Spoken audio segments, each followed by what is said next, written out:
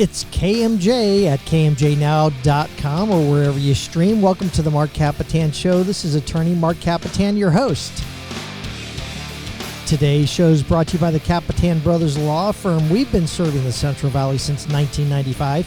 If you or anybody you know has been injured in an auto accident, a truck accident, or a motorcycle accident, give us a call at 559-498-8000. Or if you've been arrested or cited for a criminal offense, call us 559-498-8000. Kapetan Brothers, we're the Valley's law firm. Hey, today's show is sponsored by Sherlock Realty. Sherlock Realty, if you're searching for a new home. I'm getting the radio voice, Marcel. Oh, my God. If you're searching for a new home and you need a clue, turn to my friend Victoria Sherlock at Sherlock Realty. She's like the Sherlock Holmes of real estate, I like to say. A super sleuth for finding your next home. Victoria Sherlock is certainly a pro when it comes to getting you the best value for your dollars. So it's not always something we think about when buying a home. But if you want the right home at the right price, call Victoria Sherlock at 559-289-4669. That's 559-289-4669. Sherlock Realty, the clue to finding your next home. Folks, my next guest has been hailed by peers as a, quote, man of integrity and a, quote, man of vision and leadership. He has held various positions for the city of Fresno, including his time as Fresno City Manager, a position he was well qualified for from his days of practice as a certified accountant. He was also a councilman for the city of Kingsburg, the CEO of the Central California Food Bank, and is currently the Chief Financial Officer. Chief Financial Officer, is it? Yes. Yeah, Chief Financial Officer for Immanuel Schools in Reedley, California. We will discuss all of these various positions, but I thought it would be also nice to take a look at the state of the city, like I sort of want to call it the state of the city, from someone who knows how to run a city. What does it take to be a city manager? It's a bit of a mystery to me and probably to many of you. How is it run? How are the budgets determined? Who manages the workers? Well, all these questions will be answered on today's show. Our guest today, simply put, knows how to balance a checkbook and make the left column match the right column, something that has eluded me for years, by the way. I never kept a checkbook register. He was also the 2021 recipient of Fresno State's Top Dog Award for being an outstanding alumni. And in 2017, he was awarded the Dick Gable National Leadership Award for the Feeding America program. Lastly, he is a husband, proud father, and grandfather. So I'd like to welcome to the MARC KAPETAN Show from Immanuel High School, Andy Souza. Welcome, Andy. Mark, thank you. It's a pleasure to be here. Listen, I've heard a lot of great things. In fact, Greg, right down the way there, he basically says, our news guy here says that say hi to Andy. He's a wonderful guy. So listen, I want to get into the city thing from the very beginning because of what I consider the state of the city. It seems to be a bit of a disaster, and not maybe through any fault of anybody currently sitting or anybody formerly sitting. The question is, how you were city manager for how long, by the way? 5 years. 5 years. Before then, you did you were the finance department for years and years and years. I think it was a total of 24 years at City Hall. Just under 25. I cut my teeth on the finance side, got into the manager's office in 2001 when Alan Autry was first elected. I served as interim manager when Jim Patterson, right at the end of his term, when Jeff Reed went back to law. Right. And then assistant city manager for those 4 years, stepped in for Alan's last 4 years and Ashley's first year. And we talked about the fact that we went from a weak mayor state to a strong mayor state. Not, I mean, personally regarding those mayors, but where the city was, I think before people would say that basically the city was run by the city manager. In that sense, the mayor had very, very little power. Yeah, it was the council manager form, and you were literally, in any given week, 4 of 7 people could change the complete direction. Yeah. So as probably one of the few people in the profession that really prefer the the strong mayor form, it's really the basis that you have, for 4 years you have one leader. You have one direction, you have one vision, and the manager reports to the mayor, and then all of staff report to the manager. And the council are literally the legislative side, kind of like at the state. You got the governor, and then you have the assembly and the Senate. So it's basically the fact that you at least have one person, whether you agree with it or not, announcing this is my vision for the city, and when that's the goal, you have one goal. Correct, and you have a consistency there. You know, agree or disagree, you know the direction, and you know what's going to happen. When you have the council manager forum, at a minimum of every 2 years, you can have a sweeping change, and so you just, excuse me, you just don't have the collective momentum. I think you don't see that accomplishment if you don't have that opportunity to stick with a plan and a vision for a period of time. Okay. You, at the time you were doing it, you were managing something like 3,800 employees for the city, right? Yes. Okay. How does a city come out of some of the problems that we have? We have homelessness out of control. We have bike lanes that are being built down the middle of our city streets, and money is going to very, very expensive projects, but not to. We have crime, drugs. I don't know how much of our money goes to the welfare system directly from the city compared to the state, et cetera. At some point, we have to start focusing, and you being the finance guy, we have to start focusing our money and our efforts at these things that are clearly out on the streets causing a destruction of our city. Yeah, Mark, one of the things that I'll call an operating premise when I was had the opportunity to be city manager is you want to focus your attention, and Mayor Autry and Mayor Patterson and Mayor Swearingen were all consistent in this. The goal is to focus on those things that only a city can do. There's a lot of people, when I was in the hunger world, a lot of people in the hunger world, but there's only a few folks that can build roads. There's only a few folks that can provide public safety. There's only a few folks, just because the nature of those services, you're not going to charge a fee for a fire service. You're not going to charge a fee for a 911 call. Right. So those are things that you understand your tax dollars are going to provide that basic foundation.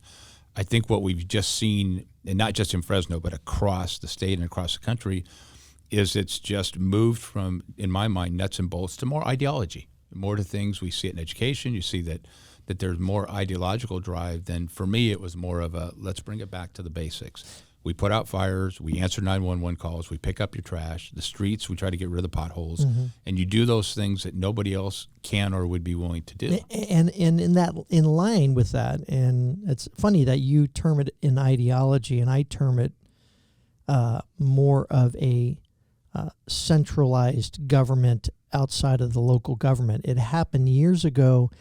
In the legal world, we had what were called justice courts. We had all these little small courts in the little counties. And my brother John was the first guy to point it out, if you ask me. He says, as soon as they closed down the first justice court 30 years ago, he says, that's a bad thing. And I said, why? And he says, centralization. Yeah. The people in power in San Francisco, Los Angeles, Sacramento want to centralize it so that they run everything the way that they want it to be run. Correct. And sure enough, that's what's happened, and crime goes up, and the representation in the local level goes down. Yeah, and I think, Mark, one of the things on the finance side, one of the things that's the way we govern as a country, unfortunately, I would say, is the pyramid is upside down, in the sense that ideally your largest resources would be closest to the people who provided them. When I was city manager and I walked into Save Mart, and that was still, people knew who I was, and they could talk to me. Right. And they could tell me, hey, you guys doing a great job, or hey, you guys have no clue. But there was that communication. When do you have the chance to bump into a state assembly member, a senator, Governor Newsom, right, a congressperson? So the resources that have the most effect on the everyday people are unfortunately the furthest away from us, in both by volume and distance. And right, so that was really a challenge. The good news was, man, I tell you, when you're in Safeway, you got a big red target. You're city manager, you got a big red target. So but it was okay. Now there's no target for you. You like the anonymity? Is that what you're saying? That's by personality, I enjoy it. I enjoy the challenge. I enjoy the opportunity. You learn to listen. You learn to try to understand where people are coming from. But, it's social media was just starting when I was edging out in 2005. Good for you. Yeah, and they started in 5 and 10. Except that, if you remember back in the 2009 and 10, Mark, you had anonymity. You could pick up your own code name. At least you have to have a Facebook I get picture it. now. No, I get it. Yeah. All right. We're going to be right back with someone who's not anonymous. And that is Andy Souza. This is the Mark Kapetan Show on KMJ. We'll be back after these messages. It's News Talk 580 1059 KMJ. Welcome back to the Mark Kapetan Show. Folks, I want you to do yourself a favor or do a friend a favor. I'm going to pot this music down like I like to do on the second segment. Marcella, if a person's been in an auto accident, truck accident, or a motorcycle accident, who do they call? The Kapetan brothers. The Kapetan brothers. Marcella, she said, of course, actually. Yes, exactly. Of course. If you have been in an injury accident, a catastrophic injury, we are serious practitioners of law. Like I like to say, I may be on the radio, but my brother Peter and I have done this for over 30 years each. Oh God. And we have had multi-million-dollar awards. We just had a $21 million award, $1.7 million, $10.5 million. It goes on and on. So we really know what we're doing, and all it takes is a quick phone call to your local attorney. If you want to call the Kapetan brothers, please, I would appreciate it if you would do so. We've been friends for a long time here on KMJ. So Kapetan brothers, if you've been in an injury accident, or if a friend's in an injury accident, they can't make the call themselves, do them a favor and give us a call. 559-498-8000, Kapetan Brothers, Worth of the Valley's law firm. We are back on with Andy Souza. He was a former city manager for the city of Fresno, and now he's the CFO for Immanuel Schools, and the list goes on and on of good deeds and great jobs. So, Andy, you were talking about resources. Fresno is this whole valley's like an island here in California. I'm assuming a major problem from a financial standpoint, since you were the finance guy, is we have a small tax base, not in the number of people, but the type of income that they have, and a huge, large population, and the population is not getting any better. The streets and the freeways from about 3:30 to about 6:30 are packed now. Yep. Absolutely. And Mark, you've touched on it. We have historically been, I would say we didn't have the highs and lows that the rest of the state did. For example, LA and San Francisco, when the economy's booming, they boomed. When it would crash, they crashed. We stayed as kind of that moderate middle until 2008. Then when the housing market dropped, it hit the valley really hard, as we all know. It hit it hard. And we just didn't have that foundation to respond. And we've been, in my mind, just as an observer now for the past 13 years, we've never had the chance to catch up. And so you just drag that suitcase with you. The prices of housing and everything have sort of come up pretty dramatically to what I thought my house would be worth back in the day. But like I tell friends of mine, I can't sell my house and go buy a beautiful house in San Diego or something like that. And maybe it's understood because we are here in the valley and it is farmland, et cetera.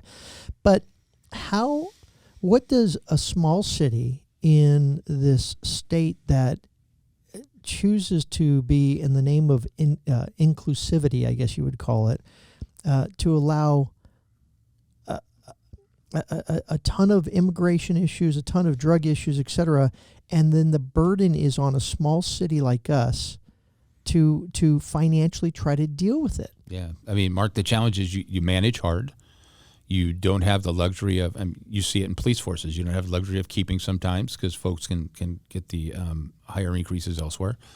But the bottom line is you're going after grant funding, and you've got to be smart. You've just got to have that kind of what we would all say, that valley sense. You figure out a way to make something last a bit longer than they might somewhere else. Well, like poor Mayor Dyer, I saw him at some thing, and instead of just saying, hi, how you doing, Mayor, and I seen you, of course, inevitably we started talking about something, and then we started talking about our jobs, and I mentioned something about the new bike lane stuff, and you were talking grant money. Mm-hmm. I've always said, don't take grant money because it always comes with strings attached. And so he said, listen, the people of California had voted, or at least the people of our area had voted for a certain proposition that funded the rebuilding of some of these streets. But the problem is they've created a huge mess, if you ask me. I don't know what the mayor thinks personally, but yeah.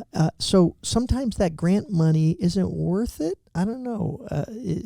Mark, I'm going to go back even prior to being a council member in Kingsburg. My wife grew up in Carruthers, and so I had the opportunity to serve on the school board. And I was way too young and naive, but I got elected with like 203 votes. And so I was at first school board conference and the session on grants, and the only person who could have made this statement stood up and made a statement. It was an elderly African-American man, and he basically said, and it was to the state Office of Education, said, we would really prefer that you not take our money and decide how we should spend it, but rather just give it to us because we know our children, we know our schools, we know our needs. But it goes back to the centralization you talked about in the first segment. Once it gets centralized and the money goes to one, now they're the sole determiners of what's best for the local community. And that's really inverted. The local community, Jerry knows better, Georgianne knows better. The council members, you're here every day. You know what your community needs, and to have to go through a process to apply for a grant, which may or may not be exactly what you need, but it's the only chance you get it because most of those dollars went from here to Sacramento, and we're just trying to get them back. So that's part of that challenge. Exactly. So we're giving them the money. Is there a way that I told Sheriff Mims a long time ago when they decided to do realignment of the prison systems and say, let's put the prisoners in the local county jails. Is there a way my suggestion to her was line up all the sheriffs, make a circle around the jail and say, you're not going to allow anybody in here. We will run our stuff ourselves. Can Fresno survive without these grants and without some of the funding from the state? Could we say, just leave us alone, we'll survive by ourselves? We got to get tough on certain issues. Mark, that'd be really tough. Just because of the size of the amount of money that goes from here to Sacramento. I mean, if there was a way of saying, just give it back to us, I would think so. But that would be even back in 2010 when I was at City Hall, that would have been a heavy lift. I can only imagine now it would probably be even heavier. Yeah, you actually, I think, made some suggestions to Mayor Autry for something that you called positioning, basically, that you wanted to find ways to have the state quit focusing on San Francisco, LA, et cetera, and say, hey, look at us, we need help too. Yeah.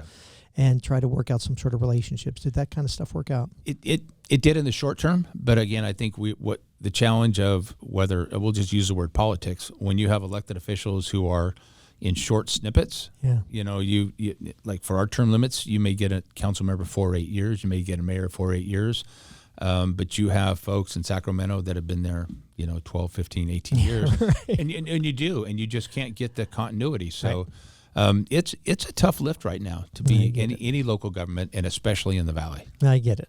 You were talking about your wife, Marcia. You've been married for about 45 years now? 43 years. 43 years.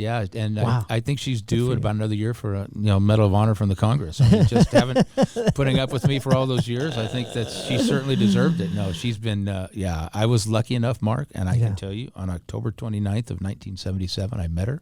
And she didn't know, but I knew she was the one. Where was it? It was at prom Fresno dance State. or something? It was at Fresno State. It was in Baker Hall. We were both lived in the dorms, and we met there. And and I just I was relentless, and she finally surrendered. That dorm life. The dorm life. So 43 years later, good for you. We were married. Good for you. 5 kids, 3 kids, 5 grandkids, and a grand dog. A good Portuguese girl or no? No, Danish. Danish girl. Oh, good for you. Like I told the married up, absolutely. I told the Armenian friend of mine. I said, my dad would always say marry, or my grandmother would always say marry a Greek girl, and I'm sure your grandmother always said marry an Armenian girl, but we love those blondes. I said, absolutely. So absolutely. I get it. You are Portuguese though? Yes. From the Azores? Yes, St. George Island. Oh, St. George Island. Pretty island, yeah. Yeah, it's beautiful. I have a cousin who was very involved in genealogy. He traced us back to the, I believe, early 1600s. And so, but it's kind of scary. Those are small islands. I've been there. There's some times that you're afraid the tree's not quite forking. It's not branching quite as much as you'd like to. You're right.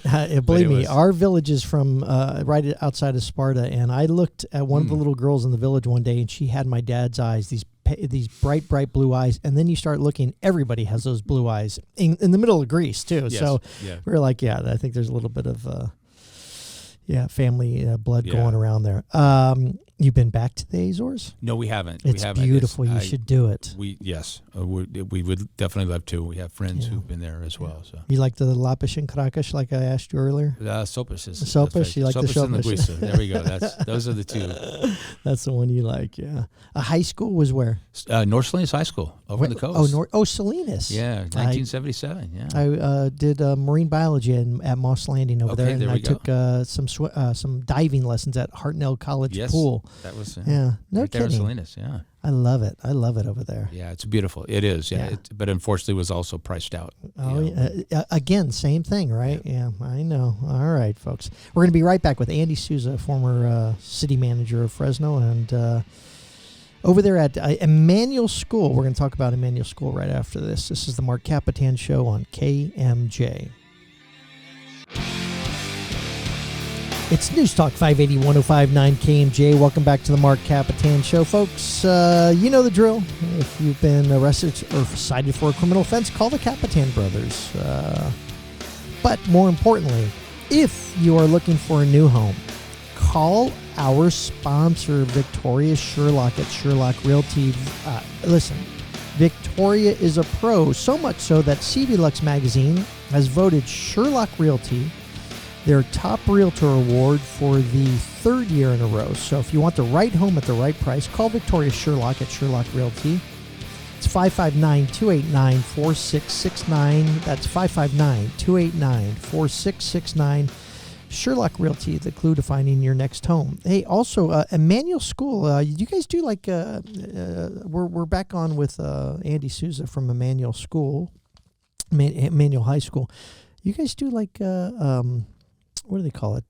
Drives for student sign up drives or anything like that. So we do an enrollment process. Enrollment, that's the term I'm looking for.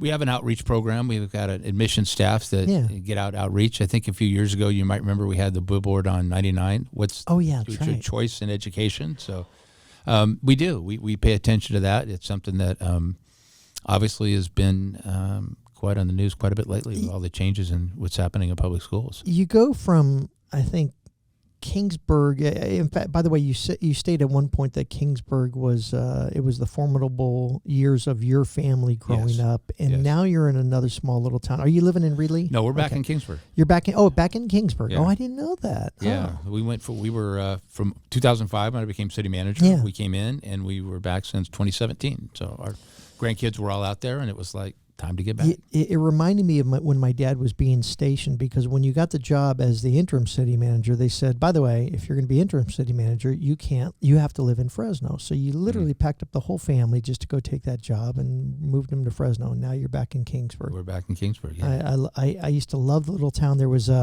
right next to the courthouse, there was Jim Jackson with Jackson Insurance, right? Absolutely. Absolutely, yeah. It's still there, right there on Draper. Is it really? He's still there. It's a nice storefront. So hi to all the Jacksons over there. Absolutely. I miss seeing you guys. I would just literally, I'd be in court and I would just pop in and go, hey, my name's Mark. Who are you?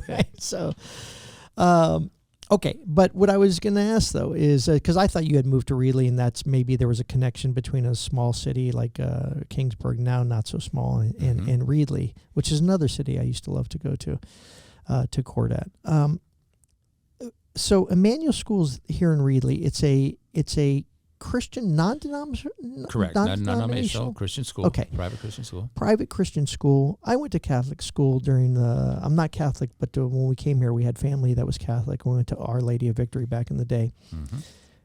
What's the benefit you see now that you're working in the system to not take advantage of a public education and go to these private schools? Mark, let me go back kind of how this happened. Our oldest two graduated from Immanuel. Our daughter graduated in 2001. Our middle son in 2004. We moved to Fresno in 2005, and our youngest son was going into his freshman year, and he graduated from Fresno Christian School. So we've strongly believed in Christian school, part of the faith background, part of our belief system. But what we found with our oldest two in Immanuel, and what drew me back when I had the opportunity to our superintendent was my son's baseball coach, and we were really close then, and there's just a sense of community that you can have that is it's distinct. It's you have a shared set of core values. You have a consistency in a belief structure, not completely. We're missional, so we have kids on our campus that are not Christian, but they know that the idea is that they're going to walk alongside in the, I would say, statement of belief or the code of conduct that's going to be consistent with a solid Christian foundation. But I mean, our goal is to equip kids to serve God, serve their neighbors, body, mind, and soul through a Christ-centered foundation. And that's the mission that I quoted down here. It's a nice little mission statement that basically we want to equip our students to serve God and neighbor with mind, body, and soul based on Christian-centered beliefs or Christian-centered foundation. I was talking to an old friend of mine. Their kid is entering into a fraternity. And I said, are you worried that he's going to be in a fraternity and get in trouble? She says, the fraternities now are different, and they are making the boys only in his fraternity to not walk on the grass. Mm-hmm. And I'm glad that you made the statement, because that's what I think when I went to the Catholic school and stuff like that, that there's a sense of community, but there's also a sense of respect for neighbors, including stuff like not walking on the neighbor's grass, going all the way down the edge of the sidewalk and turning right, And so I think, and with that, you have also the public education system trying to teach everything other than, your 3 R's and stuff like that. Correct. So I think you're right. I enjoy that sense of community, that sense of godliness. Mm-hmm. My beliefs may have waned in years and years, but I do believe that there's a path to follow as far as living the right life, whether you believe or not. So I agree with you on that. Yeah. Yeah, it's been an interesting journey, Mark. I started in June of 2020, May of 2020, right in the middle of COVID. And so I sit in on my first board meeting. It was Zoomed. And the board basically said, if Sacramento's not going to let us be open, we're going to open anyway. Oh, that's right. Because we had gotten a lot of response from our parents that this is not affecting our kids well. And so I'm sitting here, like first month, and I'm like, wow, I'm going to be on the other side of a public health order. Well, this is something new. This could be a rather interesting. I'm not working within government. Yeah. I'm working opposite of the government. So, but I knew a lot of the players just from the years, and so. Mark, I'll be honest with you. Initially, when it was still in concept, I won't say I was grappling with it, but I was not as comfortable at the start. Listen, absolutely. But I have to tell you, when the whole process went through and we decided to stay open, that first day on campus, so our seniors start their senior year with the sunrise breakfast. That's with the seniors, and they're the first ones on campus. And I'm standing there first time, because when I started, campus is empty because it's summertime. Right. So it's like going to the office, right? Going to the food bank, go to City Hall, go to the office. Mark, when those kids hit campus and I saw guys, especially the senior guys. Now, they're seniors and they're guys, and they're not going to run, but they're walking really fast to each other. Yeah. And the bro hugs and the shoulder shakes. Mark, it was like, okay, game on. We got to do this. And I forgot all about that controversy. Do you think, has there been any studies to determine whether the grade point averages, the SAT scores for those seniors that continue to go to regular schools or to school, to go actually to class, not on Zoom, had any advantage over the schools that were shut down? I'm not sure there's been a study because there were, quite honestly, so few of us that stayed open. Right. But I think obviously anecdotally, or you just look at what's happening to those kids who missed that window. I mean, mental health issues, social issues, but just educational. Yeah. So when I started, Mark, we were at 590 kids. We're over 1,010 right now. Just at 3 years later, we have almost doubled in size. Are you kidding me? No, and it's a combination of COVID, but it's also a combination of what you mentioned earlier, what's coming into the public school system. And so we have challenges. I mean, growth is a big issue. But I think what we're seeing in our kids... But that's a good growth. It is a good growth. Supports the so we've also had to significantly increase our intervention programs because... our commitment is once we say yes, we go through an interview process, and once we say yes, we're together. And you're behind the student. And we are not going to let you fail. We saw big gaps, but that's going to be a long-term challenge. Interesting. We'll talk a little bit more about it. We are on with Andy Souza from Immanuel Schools. We'll be right back after this. This is the MARC KAPETAN Show on KMJ, streaming now wherever you stream.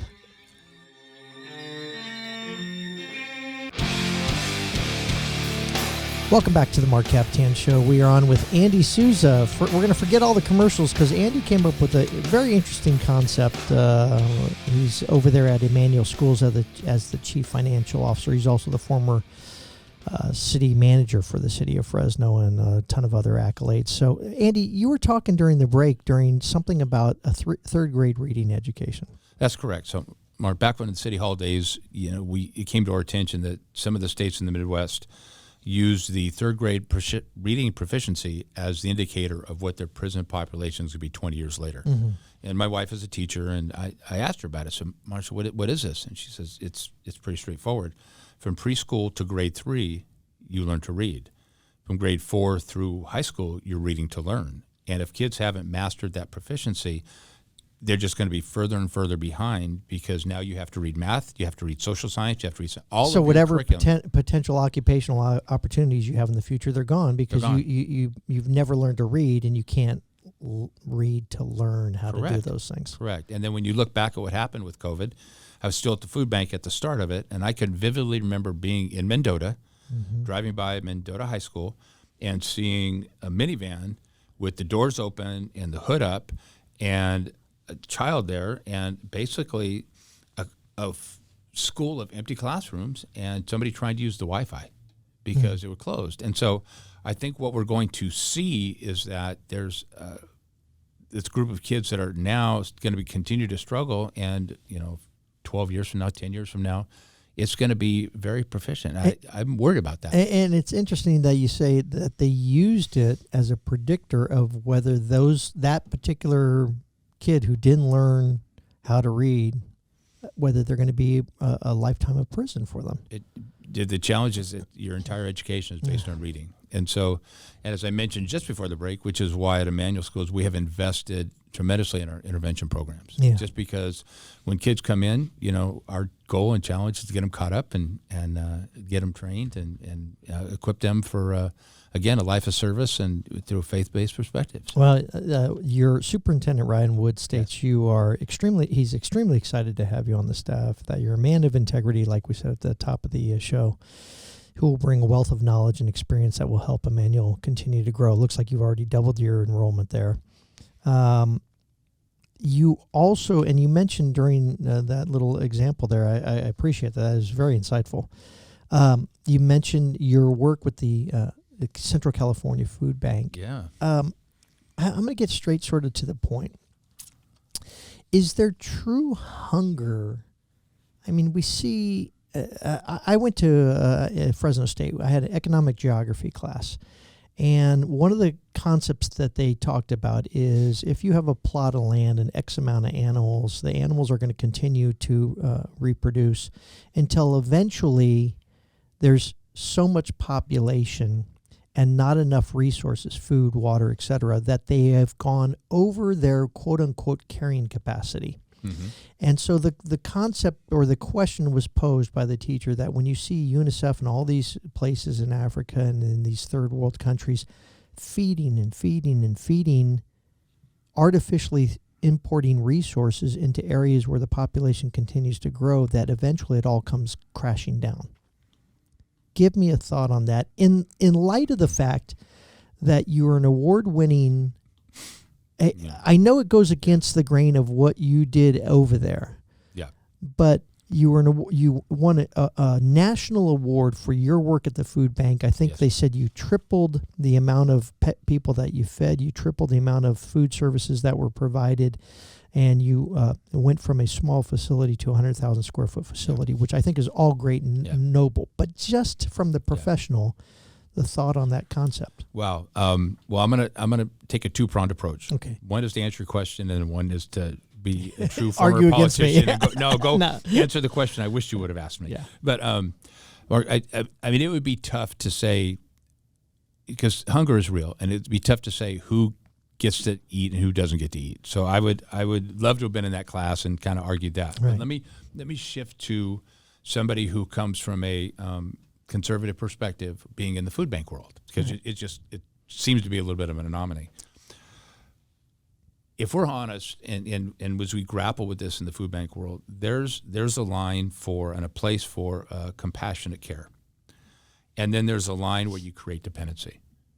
And if we're honest, we should be struggling with where that line is. Because I'm not a sociologist. I was an accountant by trade, which is just slightly more exciting than an actuary. But I could go to a line, and you could see families who are there situationally, and especially when I first started, right after the housing crisis. And then you see families that it's generational. This is what they've grown to. And so you can see both those aspects. But and it was a line used by Alan Keyes from Florida, the politician, congressperson, yeah. And it's a little rough, but the concept was strong, which is, he said, oftentimes we're taking the safety net and turning it into a hammock, and that's the principle when we're honest ourselves in food banking, we're really grappling with hunger. If a child's going to school hungry, that's going to be a challenge, but at the same time, how do we make sure that we're not inadvertently having that unintended consequence? Yeah, it's very real. And it's a beautiful answer that you gave, because that was part of the questioning and what I was in my head grappling with. Who is the clientele? Are they purely just poor, or just unable to provide because situationally, and sometimes situationally that may be mentally, capability-wise, et cetera? Yeah, I mean, it was gripping to me when I watched two stories that I'll never forget. One was one of the early distributions, talking with a gentleman who was in khakis and a dress shirt, and he literally had both he and his wife had lost their jobs. They basically walked away from everything. They kept their Suburban, and because they could sleep in a Suburban on any street in Fresno and not be bothered. And then they kept their gym membership, and they were and they had their post office box, and they were grappling. And I hope and I believe that he was very tenacious, but he was there. And then you hope he came out of it. I do too. But the very first year as the food bank, Mark, we were working with Manchester Shopping Center, and we did a canned food drive and a food distribution. And a mom came up with her young daughter, and I could still take you right on that parking lot where we were standing. And they had a bag of food that they were bringing, and the daughter's tugging on her mom's sweater, and she said, "Mom, can we have some of those?" And the mom just had this kind of, the look when people are perplexed. And she said, "Is it possible that we could go through a line, because my hour's been cut. We're making it, but we don't have the luxury of fresh produce, and there's strawberries there, and my daughter loves strawberries." And so here's a woman who is giving to somebody who is needier than she is, but at the same time, her daughter. And so I thought to myself, that girl cherished that basket of strawberries, the plastic, like my kids look at a Christmas present. Yeah. And it was just, it was moving. And it just, you realize that, I don't want to say the innocent victim, because that's too dramatic, but it's the kids are the ones who are impacted, and they're the ones, and that's really is where you want to make sure you're compassionately investing, because that's where 12 years, 10 years, 15 years from now, if they can get that education, they have that opportunity. The opportunities, right? Yeah. Listen, before you think that I'm a heartless soul, I'll have to remind everybody that when we owned the Cadillac Club back in the day, my brother John would have the can jam nights. Yes. Come and watch a band. And it only cost you a can of food to get in, and he would donate it to the Poverello House back in the day. Yes. Listen, your director over there, Julie Olson Buchanan, stated, "Andy Souza leaves an incredible legacy at the food bank. We simply would not be where we are today if it were not for Andy's vision and leadership." And you have quoted it as being the greatest or one of the greatest experiences of your life. So. Yes. So, Andy, I appreciate it. I'm sure the other great experience is the grandkids, right? Grandkids, no 5. great-grandkids yet? No great ones yet. We have a sophomore in high school is the oldest. So listen, Andy Souza, former city manager, former director of the food bank, award-winning, a top dog at Fresno State, and the chief financial officer at Immanuel Schools. It was a pleasure having you on the show. I appreciate it so much. Well, Mark, thank you. It's been a pleasure as well. Yeah, thanks, Andy. All right, pal. We'll see you next time on the MARC KAPETAN Show. Stay tuned for the restaurant tours with Mike Sherinian and Dave Fansler. Hey, I think I'm going to be on their show right after this. And thanks to my producer, Marcella Solorio Taylor. She's wonderful. This is the Mark Kapetan Show. We'll see you next week on KMJ.